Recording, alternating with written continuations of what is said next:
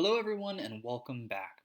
So, for today's lesson, we're really going to start delving into the actual battles and conflicts of the Second World War and talk about the major turning points that are going to take place once the actual fighting really heats up. So, please title your notes for today The Battle of France.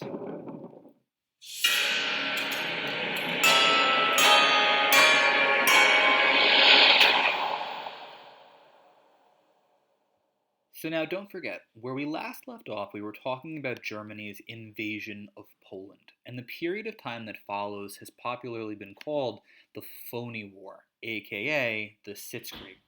So during Hitler's attack on Poland, he employs what's called the Blitzkrieg, lightning warfare, or very rapid attack, but then afterward, not that much really happens. 8 months pass as both France and Great Britain very anxiously await Hitler's next move. So after Poland's attacked, the citizens in both of these nations are basically sitting in their homes waiting for their government to tell them what to do next. Very much fearful. To draw a modern parallel, you can think of the COVID-19 pandemic, with citizens really sitting in their houses waiting for more information from their government and very much afraid. And you'll see that's really replicated here the same way during World War II. Take a look at this poster over here on the left.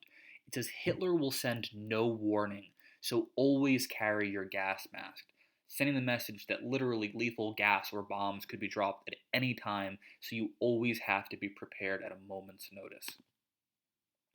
And you can see this period of anxiety and anxiousness showcased in this political cartoon as well. You can see Hitler in the middle here holding onto these strings, and obviously once he lets go, they'll basically throw bombs at their enemies, places like Sweden and Holland and other places like that.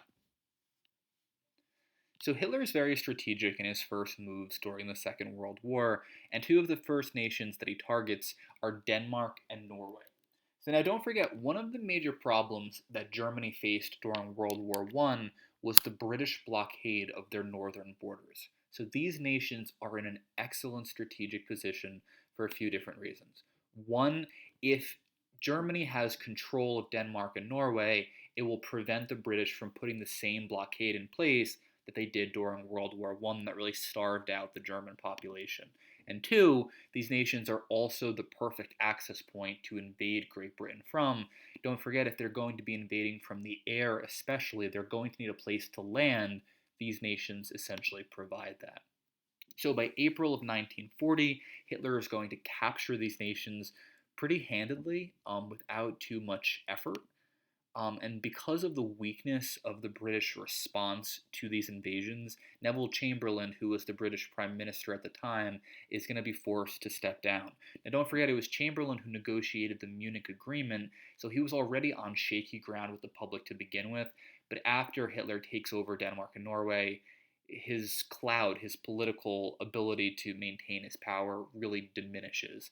And Winston Churchill really is going to step up as the new Prime Minister of Great Britain and really the antagonist against Hitler for the beginning part of the story in World War II.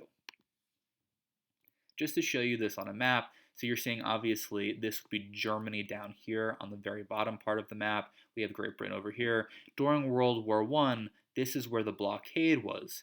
So just strategically, if Germany has control of Denmark and they have control of Norway, it would prevent this blockade from being formed. Likewise, if you're going to attack Great Britain, these are perfect places to have control of to actually launch your attack from. So you're going to start seeing images like this. This is a picture of the invasion of Norway. Obviously, the same kind of thing, the Blitzkrieg being used to very rapidly attack the citizen population. And here is a photo from the invasion of Denmark. So after the invasions of Denmark and Norway, Hitler sets his sights on France. Now don't forget, France was able to hold its ground all throughout World War I. Think of the First Battle of the Marne, they get stopped only a few miles away from Paris. Second Battle of the Marne, they get stopped only a few miles away from Paris, but the Germans are never able to get there. During the interwar period, the French are fortifying what's called the Maginot Line. Essentially, this is like a very, very strong border security system. Walls, barbed wire, troops, tanks, things like that, that's being built throughout the 1930s. The idea is it's supposed to protect them against a possible German attack and make a blitzkrieg very, very difficult. Okay, so now don't forget, according to the Treaty of Versailles, the Rhineland is supposed to be demilitarized. No German troops in the Rhineland at all. The Locarno treaties reiterate that, promising that Germany not do that. But since then, what has Hitler been doing? He has been remilitarizing the Rhineland. Policy of appeasement, right? The Allies are not really getting in Hitler's way because they're so afraid of starting another world war. Here's the problem, though: the Maginot Line only connects between France and Germany. So it's really only between France and the Rhineland. It doesn't extend into Belgium. You might be thinking, why? They attacked through Belgium during World War I. Why not extend the border security system even further? It's because Belgium is France's ally, and politically that would look really bad if you're building up a massive security system between you and your ally, and you're going to see that this is what really hurts them during World War II. Just to show you on a map, this is the Maginot Line. So see this dark red line over here? This is what's really heavily fortified. This is obviously the Rhineland right here. So the Maginot Line really cuts into Alsace-Lorraine, that portion of land that France gets back as part of the Treaty of Versailles. But this part really isn't as heavily fortified, again, because Belgium is an ally with the French. So the Germans orchestrate what's called the Manstein Plan. The British and the French are assuming that if Germany does attack, it's going to come through central Belgium, so they start building up their forces in that area in particular. The problem, though, is that's not exactly what happens. The Germans strategically go through the Ardennes forest in the southeast part of Belgium, which the Allies are never expecting because the forest is so dense. So they're thinking that there's no way the Germans are going to be able to get their troops and their tanks and their equipment through, but they are. And that's the problem. By the time the French are able to mobilize in this region, it's too late. And by June 14th of 1940, Paris is going to fall to Hitler. This is the very beginning of World War II. Paris is essentially out of the equation. Just to show you this, this is the Ardennes Forest right here. Again, the Allies are expecting something similar to the Schlieffen Plan, with the Germans going up and around through Belgium, but the biggest branch of their attack comes right through the Ardennes Forest and marches directly toward Paris. So while this is happening, Paris is being defeated, obviously, the Allied forces are forced to retreat to a small French city of Dunkirk. You may have seen this was actually a film that was released recently, showcasing the amazing event that really took place here. So they're basically trapped up against the sea, there's nowhere to go, and the Germans are advancing on them from Paris, obviously, to either take them as hostages or to kill them, and they have essentially no options left. So, amazingly, and this is the reason it's called the miracle at Dunkirk, British Royal ships arrive as well as hundreds and hundreds of small civilian vessels, basically to rescue these men and ferry them across the British Channel to safety. These are British soldiers, these are French soldiers, Belgian soldiers, and essentially it rescues this entire military from surely being defeated and potentially even killed. So altogether, 338,000 soldiers are going to be rescued at what's been dubbed the miracle at Dunkirk. Just to show you, these are the evacuations taking place. You're seeing all of these are men on the beaches of Dunkirk trying to cross the British Channel to get safely to Great Britain, very much pinned up against the actual sea. And this is a map showcasing how far away they actually were. This is Dunkirk, and obviously the objective would be to get across to Dover, get to safety in England. Here's an image of how the actual evacuations are going to look. You can see these are all civilian ships that are basically strung together so that soldiers can walk across to these larger vessels and then be ferried across the British Channel to safety. Unfortunately, because they're leaving so quickly, most of the men are forced to leave their guns, their helmets, their equipment. Essentially, they're not going to take anything that carries any weight because they're trying to walk across these ships, and the Germans inevitably get a lot of this equipment once they actually do arrive on the beaches. So you might be thinking things look really, really bad for the Allied powers at this point. It's really just the British who are left. I mean, of course, you have these French soldiers who escaped, But other than that, it's really Germany versus Great Britain, and the Germans are on a roll. So you might be thinking that they'd be feeling extreme defeat. At this time, Prime Minister Winston Churchill gives probably his most famous address to the nation in what's been dubbed the "We Shall Fight on the Beaches" speech. So just listen to this and then think about what kind of tone is really being conveyed. We shall go on to the end. We shall fight in France. We shall fight on the seas and oceans. We shall fight with growing confidence and growing strength in the air. We shall defend our island, whatever the cost may be. We shall fight on the beaches. We shall fight on the landing grounds. We shall fight in the fields and in the streets. We shall fight in the hills. We will never surrender.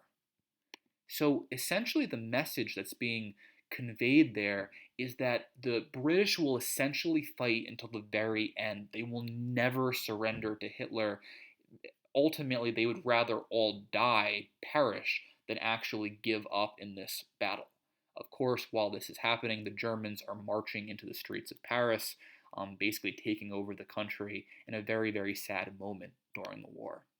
Here you're seeing the French soldiers forced to surrender, citizens weeping and crying as they're watching their nation be defeated, and of course, the nation ultimately signing their surrender. Very evil like and kind of psychotic. Hitler locates the same railway car that the Germans were forced to sign their surrender in World War I, and he forces the French to now sign their surrender in World War II as the ultimate act of revenge against them.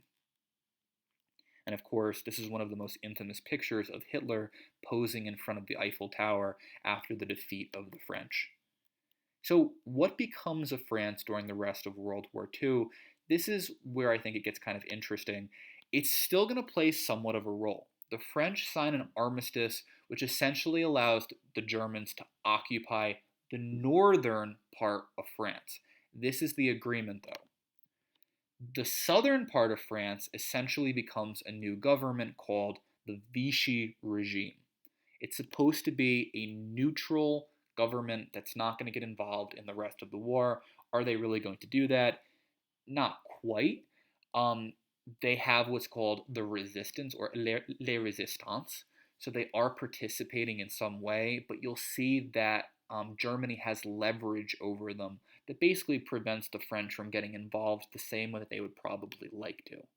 So just to show you on a map, this would be the northern part of France, and then this is the southern part of France, aka the Vichy regime. This is being occupied by the Germans during World War II. This is not occupied, but they're forced to remain neutral during the war. So, how are the Germans going to prevent the French from actually sending troops and soldiers and materials to help the Allies? They basically keep 2 million French soldiers as prisoners, as hostages, forced to carry out forced labor, and they say that they will kill them if the French try anything suspicious, if they try to support the Allies in any way.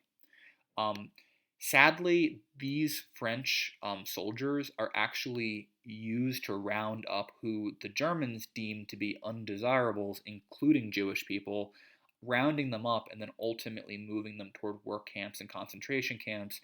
So you may not have known this, but actually many French soldiers are the ones who are forced to round up the Jewish people prior to the Holocaust. And here, of course, you're seeing the French soldiers being moved into their location after the defeat of the French. And finally, this is where we'll be left in terms of France. Again, you can see the bottom is the free zone, this is the Vichy regime, and then of course the top is the occupied zone. This is the part that's been taken over. Horrifyingly for Great Britain, look how close they are to them on this map. They have control of northern France and basically most of Belgium. So, I mean, in terms of your location as the British, you're really, really close to the enemy. And this is what Europe looks like. The blue are regions that Hitler and the Axis powers have taken over. You can see that most of the Western world has been defeated. Really, all that's left is Great Britain and the Soviet Union, and the Soviet Union has signed a non-aggression pact. So really, it's just Great Britain, and that's it. And that's where we'll really pause for this lesson today. And in the next one, we'll be talking about the Battle of Britain and Hitler's attempt to really completely conquer Europe and defeat them once and for all.